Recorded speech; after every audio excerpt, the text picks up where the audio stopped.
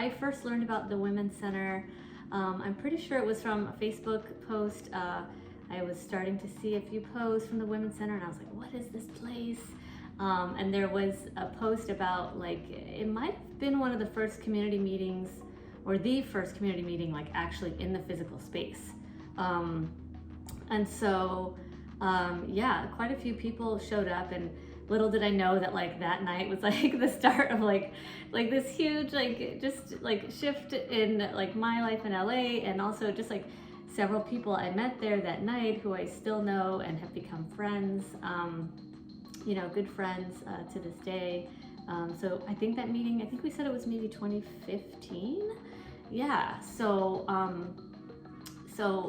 you know, at the time I think I'd been in LA like almost 10 years, but I was mostly working at UCLA, and so I didn't have a lot of artist friends. Like that was just so much of my world, and I was like ready to like make this shift and like take my work seriously, like as an artist, and to like develop that community. So like the Women's Center was super pivotal in that, you know. Because so many artists and creatives are members or come to events there. So I started regularly coming to events, like pretty often. I met you that night, Em, just so wonderful. And I even like, you know, hosted an event like pretty quickly and met some amazing people. It was really great.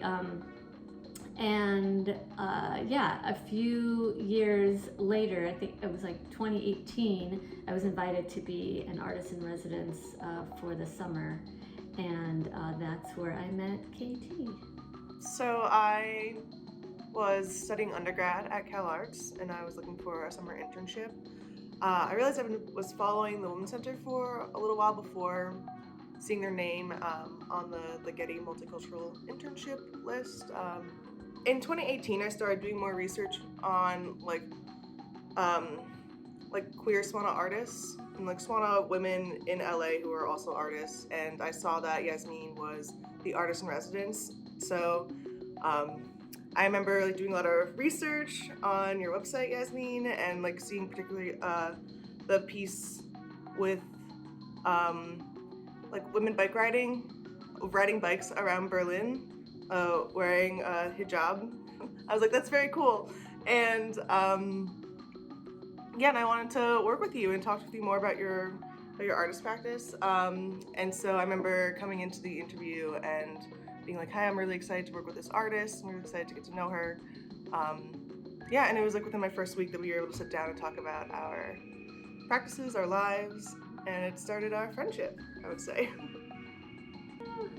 Yeah, that was so great. I mean, when we were talking the other day, you mentioned how we just like sat and chatted for a long time, just like getting to know each other, and it was like just really seamless. And now looking back, it's like, oh, that was a pivotal time for both of us. You know, you were like deep in the throes of like doing this kind of investigative work with your own like, you know, background and family, and that became, you know, that was like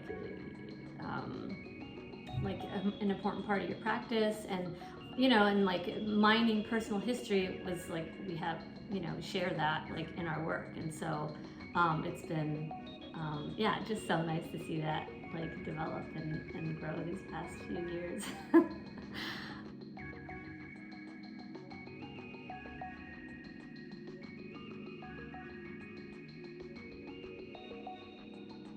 I was so fortunate to have KT as the intern while, you know, during that residency. Like we just like really worked together very seamlessly, and KT has like great research skills, and really just kind of like from that first conversation it was like clear that like, you know, KT just got it. And like I work, especially that, you know, installation with that residency, I made my first installation, which is probably the most personal work that like I've ever made, and so I had a lot of like trepidation about it. I was really nervous about it. KT became a really, you know, valued sounding board, because yeah, I just needed that, and everybody at the Women's Center honestly did. So it was like it was just so meaningful to have that, you know, because it was like this first time I was sharing super vulnerable like parts of my life. And so to have, I mean, and honestly, that is like one of the reasons why I made that work. Why I decided to make that work at that time was because of the community at the Women's Center. So at that point, I had been attending for like almost 3 years, and I honestly think that if it wasn't for, you know, my relationship with the Women's Center, I wouldn't have made that work at that time. I certainly wouldn't have like made it at a gallery for the first time, because it was, you know, this like recreation of my teenage bedroom that I shared with my sisters, and I was like including some very, very personal things in the space, like literally files, you know, documents from my personal files that just talked about some really vulnerable things, like my name change and why that was necessary. And so having this support network, you know, was like super pivotal. And yeah, and it was just fun. It was fun to have you there, KT, and we ended up the next year working together when I was working on preparing for a solo show, and KT just happened to be like, there was a good window of time where she was free, and I got to snag her for a few months. It was amazing. So I'll describe it. The installation is called Exit Strategies, and as I mentioned, it was a recreation of a teenage bedroom, and had details, you know, like the bedroom I shared with my sisters. And it was set in the 90s, which is when I was a teenager. And so like we installed this like groovy wallpaper, we put in, you know, this kind of fake wood paneling and carpet, and, you know, a dresser with, there was like perfumes on the dresser, and it was interactive. So people were encouraged to come in and touch things and experience the space in a very tactile way. So like there was a cassette tape with, and the headphones. People could listen to music, and it was all like, yeah, music from the 80s and 90s. And on the dresser there were several perfumes like that were popular in the 90s, and so that was like a really important part, because I think that smell is like the most visceral form of like nostalgia, or, you know, memory, time travel. Like people would spray and instantly be like, whoa, oh my god, I remember that smell. So that was a lot of fun. And so I think, yeah, it's like this space, like the first thing visually that you experience is like, oh, look at this fun, cozy, kind of groovy space. And then like you literally have to get very close to items in the room to learn about these more complicated details, like the binder, which was actually, it was a binder, Trapper Keeper binder, which was also popular in like the 80s and 90s. So anybody that grew up then, like that was like another like major like a form of nostalgia, like even just like literally opening it up and hearing that Velcro. But then inside, yeah, there was this like 100-page document about like, you know, what people, you know, facing maybe a forced marriage, like how to handle that in a sensitive way, you know, for authorities. It's made for like social workers, teachers, people in education, or people who work at hospitals. And something that didn't exist when I was a teenager. And so when I came across it, it was like really powerful, and it just explained it so thoroughly in such a culturally like sensitive way. And so yeah, but you literally had to like pick that up and open it up to find it. And I kind of wanted people to do a little bit of work and not be hit over the head with these details, like this is about honor violence, you know? I wanted, it's like people would feel this like maybe familiarity first, you know, and before it's like this like thing that is not familiar to them. Yeah. Just thought I'd explain what we were talking about a little bit. Yeah, I remember something I still think about a lot from when we were like first talking about how important and difficult it is to make work that critiques cultures that are already like under attack by like white supremacy and various like other things. And yeah, I thought that your work was just like so important and incredible to be like aware of that, about like speaking out about like honor violence while like there's so much Islamophobia in America. And I thought that impacted like my work a lot too, particularly like my research on being like Coptic and a lesbian, about how to like critique like homophobia like within the church and within culture, while still like wanting to like, well, for me personally, like wanting to maintain a connection and actually like a connection and like address like how like the culture shapes you, you know, instead of like just like seeing that there are problems and leaving it behind, and how like white supremacy does that a lot for a lot of non-white cultures. And so, yeah, and I remember us talking and you being like how it's difficult to critique cultures. Yeah, and that impacted my work a lot. Yeah, totally. I mean, I think a lot of us, you know, have this unfair kind of burden because we want to talk about necessary, you know, have these critical conversations about, you know, like injustices within our own community, but we don't want to open it up, you know, or feed, you know, certain kind of like conservative or right-wing agendas, right? And in this day and age, especially with the internet, like we don't have much control over like who has access to our content that we're putting out there. And so I know, like for me, I got to a point, like it took me a really long time to like make this work. I mean, literally it was like more than 15 years where I got to a place like after like leaving home and feeling ready to talk about it. But it just was like, got to a point where it was like, I can't not do this anymore. And like this feeling of like, oh, I don't want to like, you know, feed the right or make us look bad. Like that's like not fair either. And so I think, you know, getting to that point, like who you surround yourself with and is really important to kind of like, you know, walk you through that or be there for you as you know, figure it out. Cause it's like, it's not a perfect path. But like that kind of space, like the Women's Center, I feel like it really fosters this kind of space of like experimentation and allowing for like mistakes, if I want to use that word, to be made, you know? I think you have to feel safe when you take risks, you know? Like taking risks is necessary to make good work, but like feeling safe is like kind of critical.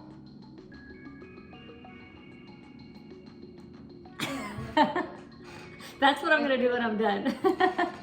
Because it was the first time I was sharing like certain details, I was like feeling really protective of the work and like how it was interpreted. So I was like, I'm gonna be there as much as possible and meet with as many people as possible to like, you know, do visits, which is something that I didn't think so much about like how, in terms of how taxing that would be, like emotionally and like mentally. And so it was really, really helpful to have like you there, M, and KT there, who like knew the work and understood it, to like meet with people instead sometimes. And that's like, you know, that's a huge like feeling of trust, like you have to like, you know, not let people, but like a role, you know, for people to do with that kind of work. So yeah, I think for anybody making personal work, having those kind of like allies is like, yeah, really helpful. Yeah, I think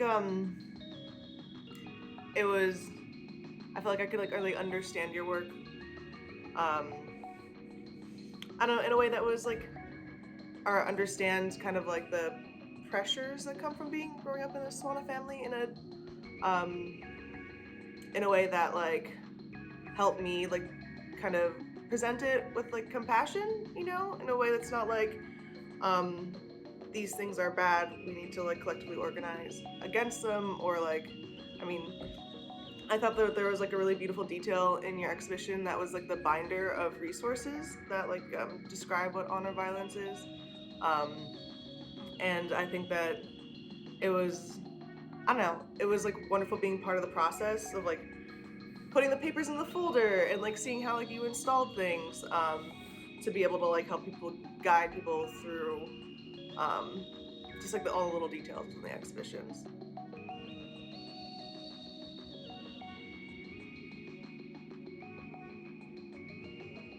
So a project that I started the summer of 2018, Hybrid Vigor, was really impacted by conversations I had at the Women's Center for Creative Work. Hybrid Vigor is a space to talk about like living in the in-between, I would say. It's really grown a lot in the last few years, but it started out as a desire to create the space for people of mixed heritage, who are mixed race, multicultural, to like talk to each other about their experiences without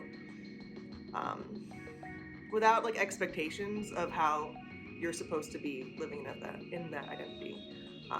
So it was very inspired by Yasmine's Culture Clash program. But I remember sitting in the office at the Women's Center and having like a Google Doc that I was just whatever, like checking out while working, and talking to NK about hybrid vigor, because it started out as a video project, and NK immediately introduced me to her friend Kamala, and Kamala was in like every event involving hybrid vigor, including being my partner on the most recent one that happened in January 2020. Hybrid vigor, come as all of you. Yeah, and so I was talking to NK about it, and NK was the program director, and she was like, how about you have it as an event at the Women's Center, which was like really so cool, because I hadn't thought about it as turning into an event, and it kind of like opened up the project and my own practice, and realizing that like I really loved like social practice as being, and like spaces for people to like talk to each other without it needing to turn into a video or turn into like another product or a series of works in whatever way. Just like the act of like talking to each other, you know, it's just like creating like a community, a space where people can just like talk about like family, desire, you know, just like expectations, what authenticity is, like food, you know, all these different things, which is like, I still think it's like so cool to be able to talk to people about that kind of stuff. I think it's has been like really important for hybrid vigor to like have like a playful, like kind of like cheeky elements within it, because I think you can fall into traps of like heaviness and like therapeutic kind of conversations, which are like really important too. But I feel like if there's like elements of like play, you can kind of like access things that like, you know what, hey, there's this phenomenon like that's kind of sucks, but we can like kind of laugh about it, you know. Can I hybrid vigor now? I'm always like, when do I get, no. So also like, so I've been, what was it, 2 events I think, or 3, I can't remember, that I've been to. You went to 2. Yeah, and so the events are also like really fun. You know, like it's like we there's like a lot of like emotional, meaningful, you know, like the way it's set up really allows for like really meaningful and like definitely can be like deep or emotional like conversations, but also like what I love about it is like how like fun and like, you know, just like at ease you can feel in this space with all these people who like, I mean, wildly different backgrounds. I mean, like that's like another thing that I love about it, but you know, but then like this very particular kind of like familiarity, you know, that a lot of us share because of these kind of mixed backgrounds, you know, and I think again, when you set up a space that feels like safe, and I think people can like feel when like people putting it on, like facilitating the space, it's like even before you know them, you get a sense of like when things feel okay, or like this is like done in like the right way, whatever that means. Like, you know, the feeling before you can articulate it. It really allows you to open up in a certain way, you know. And Katie, I didn't say this before, but like, you're a great host. You're such a natural. Thank you. Yeah.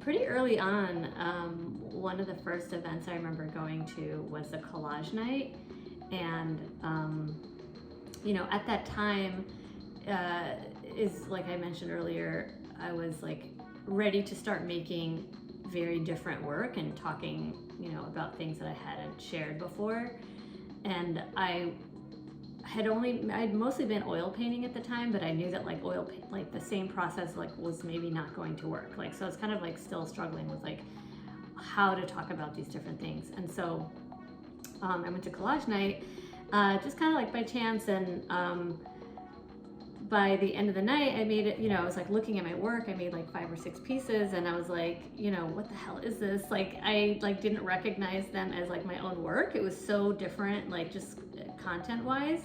And it was like, I realized that I was, accessed this like place of play that I hadn't felt in a really long time. It was like super liberating, like the pressure was very low. I felt like a kid, I hadn't ever done collage in a serious way, I don't remember doing it since I was a kid. And so, there was no pressure. I think when you are used to working in a certain way, like, and it becomes more work, like there is more pressure on like the output, right? And so with this, it was just like, I'm just going to like release and relax. And it was like, oh gosh, like that feeling is so necessary, in making work. And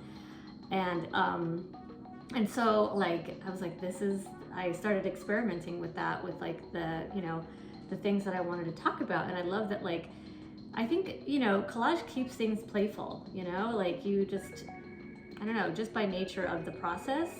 And so I started using it, mixing, like using images from my personal archives with like, images that were found, magazines, newspapers, whatever.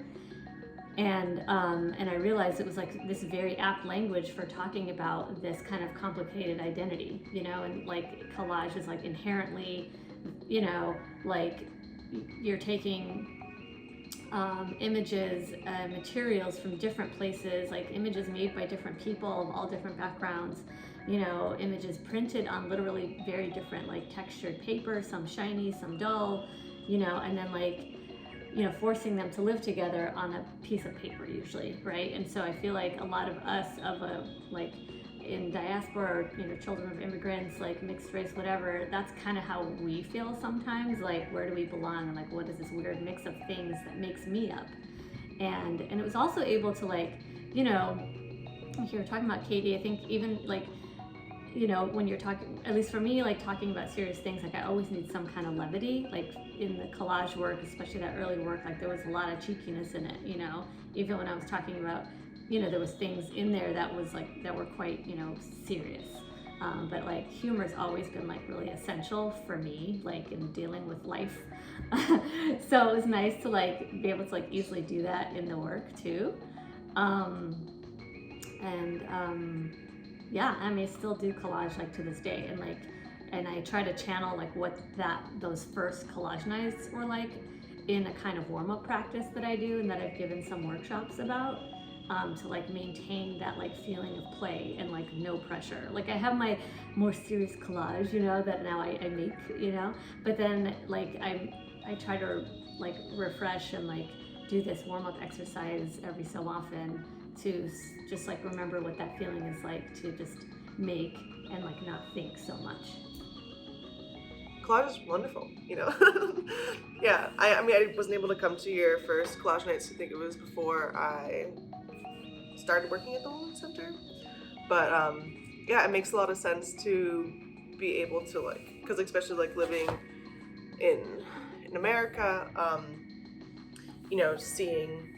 seeing yourself as like multiple different things, collage together. I remember talking with Shanti about how much I feel like I can relate to like music mashups, I probably in the research I did for you recently sent you dances to like mashups that are pretty big on TikTok right now, but just like seeing like all of these songs just like crammed together in a way that's like kind of like hurts your ears, but you can also, I don't know, it kind of sounds good, I feel like sound collages are another space in which I see myself just like in collages, so.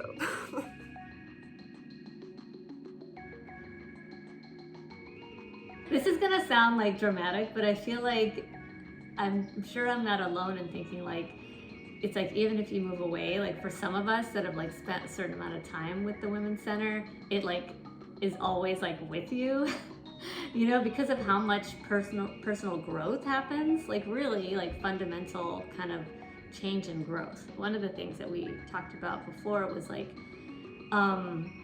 just the way the Women's Center functions is like something I've never seen before with an organization or, you know, community center, and that's forever changed me for sure.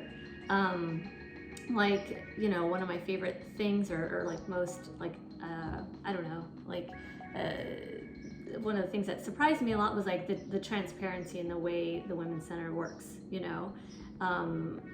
Like, you know, being able to attend the board meetings. It's like, who invites you to attend board meetings? Like, and just being a part of like, you know, witnessing the kind, you know, how decision making happens, and like talking about money and how, like, you know, that's one of the things that you all have like encouraged, I feel like, in so many different forms, like, let's like get comfortable with money, you know. And like that stuff has like really affected me. It's like, even if I like, you know, move across the globe and like am not online as much, or, you know, in tune with like the Women's Center's like email list or Instagram, it's like I totally mean it when I say that like these things have like forever like impacted me. The people who I met through the Women's Center really like changed my perspectives on like relationships. I remember Em and I, we had conversations kind of like about like how we value like different kinds of relationships, and how like what if we valued like friendships on the same level as we value like our romantic partners, you know, and like it's kind of ideas of like relationship anarchy, and yeah, just being like lent books by like Cora and NK, who I did not return those books, I'm so sorry. But like it really changed like what close relationships can like actually be, and how you can like just like really like love and care for other people, and like value just like kind of like mentoring other people and being like the mentees of people that you meet in like various situations. And yeah, I think that really just like kind of changed what I think community is, and what I think like really like showing up for other people is, because I've met a lot of people who are just doing like really incredible stuff for each other, and like being connected with people who are like doing such awesome stuff, like NK and Phoebe's podcast On the Heart. Like I remember listening to that this summer, well, like because I was like in the car for a long time because I was moving across the country. Yeah, and just being like holding yourself accountable and holding other people accountable to like just really kind of imagine like feminist utopias, and like the what the world we actually want to live in is like. Yeah, so I think that's how like the Women's Center stays with me, is I met so many people with like perspectives that, you know, I now share because I had access to them. My world now, my community is still like, even if I'm not like attending events, it's like so much of my like creative community I met like either directly from the Women's Center or like adjacent somehow, you know. Like one of the other things I went to regularly was a critique night, and you know, I've become like super close friends with some people that I've met there, you know, and still, you know, talk with and meet with. Beth Pickens, who's on the board, you know, I met with regularly, who I consider to be a friend, and like it was like really important to me as I was like starting my career. And you know, just a bunch of other people like you and NK and like Sarah and Hannah, like people that I met there and have had like really meaningful like conversations with. If I have been out of the loop with something or like not paying attention to the news, it's like the conversations at the Women's Center are like one of the places like I check in with, like, okay, what is this community talking about? How are they talking about it? Who, you know, because I feel like you're all very like kind of just very in tune with what's going on and responding to that like in real time.